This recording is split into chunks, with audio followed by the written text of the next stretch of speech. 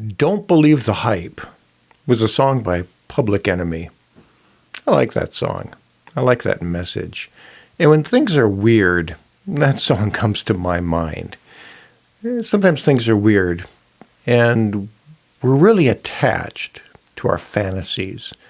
And that gives us a blind spot for people who might be deceptive.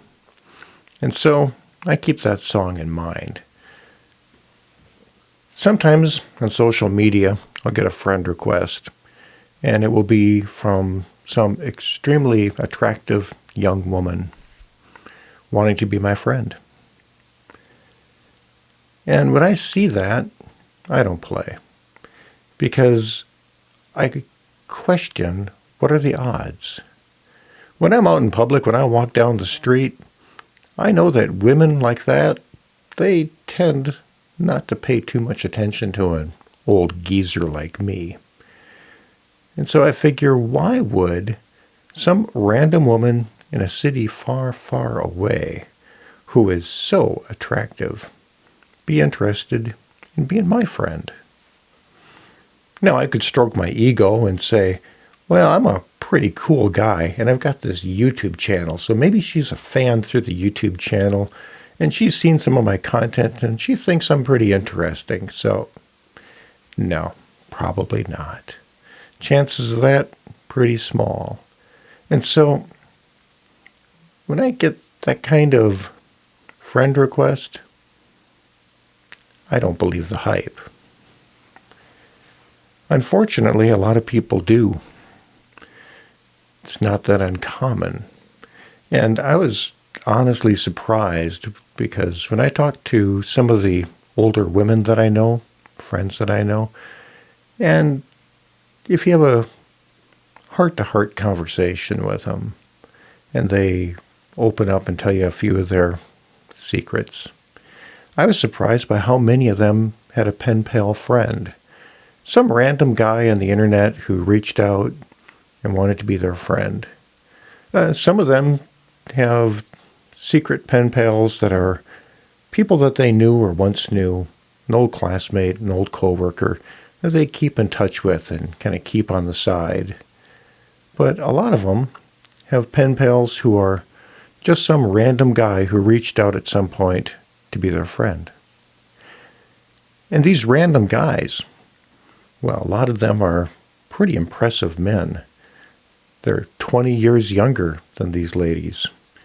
They're in excellent physical condition, and they have gorgeous chiseled features. Beautiful men. And they probably have powerful jobs. They might be in the military, an airline pilot, a businessman, or maybe an oil rig worker who's got a lot of muscle. Very attractive men. And so the question would be, why would such a high-value man be seeking out 50, 60-year-old average women on the internet in cities far away from them? They have better options. But when contacted by a man like that, that's a fantasy, and it's hard to turn down for a lot of people. And these catfishing scams, they can go from mildly amusing and mostly harmless to very damaging to one's life and one's family. People will have these long e-conversations and e-love affairs with people that they don't even know. They'll get emotionally invested, and they'll sometimes just trash their life in the process.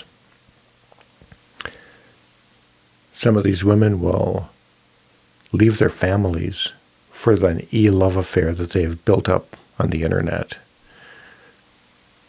These scam artists will often start out with small requests, which end up being requests for more and more money. And some people have given them huge amounts of money. And they eventually find out that the people that they thought they were talking to are not the people that they really are. It's an entirely different person behind that facade, behind that photograph, perhaps, sometimes. Some of these are actually organized operations where they're scamming a lot of people and they're keeping notes to keep track of your likes and dislikes, and they're following a well-crafted script, like a pickup artist, to hook people in emotionally. And the crazy thing is that sometimes, even after the victims realize that they have been scammed, they're so emotionally invested that they continue contact. After they realize they've been scammed, usually there's no recourse. These people are often in other countries, and justice is difficult to obtain. And getting the funds back that they've passed on to these scam artists, almost impossible. And because it's an embarrassing thing to be involved with, a lot of people will suffer in silence. And they won't admit that they were scammed. But it's easy to happen because when somebody is out there offering you your fantasy, you really want to believe that it's true.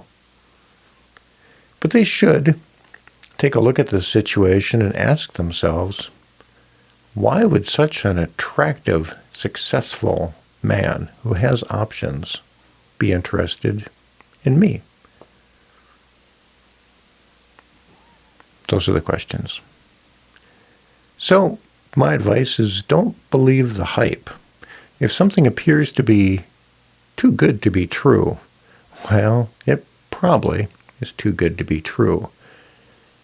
And if that kind of offer comes your way, and it looks too good to be true, well, that's certainly a call for some serious due diligence to make sure that it's really true.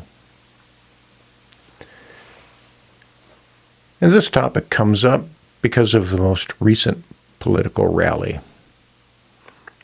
What an amazing event. What an unusual event. And what are the odds? I'd say the odds are almost infinitesimal.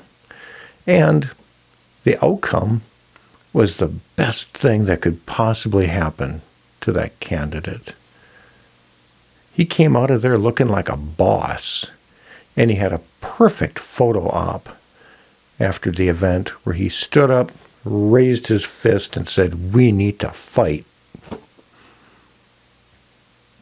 Couldn't have hardly been scripted any better.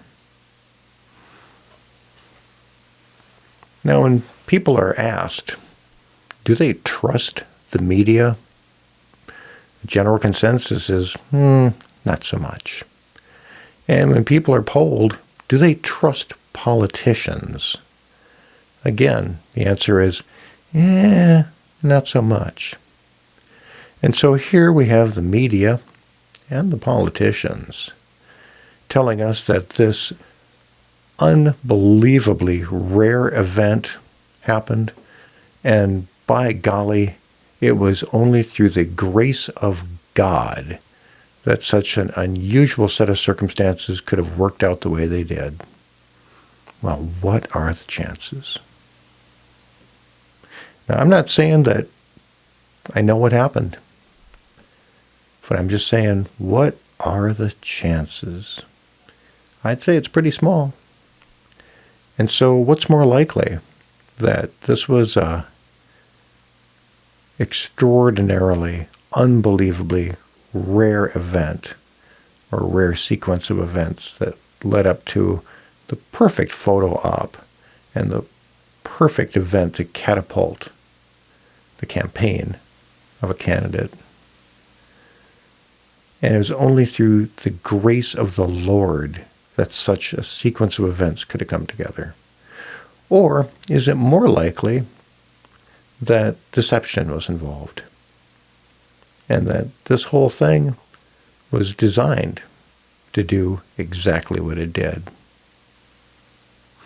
I don't know what happened, but I know what the odds are of either of those circumstances. So when things happen that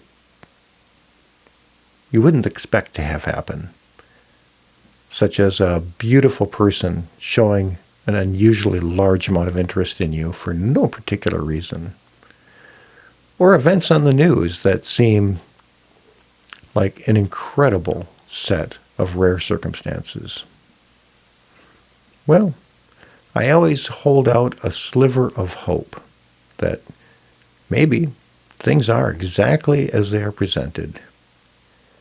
But there's also that voice in the back of my head that's telling me, don't believe the hype.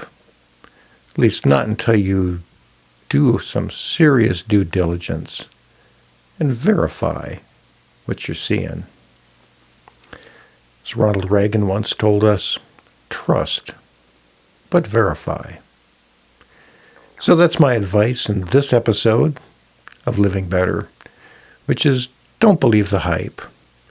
And keep your eyes wide open, especially in those cases where you're dealing with your fantasy, because those are the cases where we're most likely to allow ourselves to be blindsided because we are so desperate to believe in what we want to be true.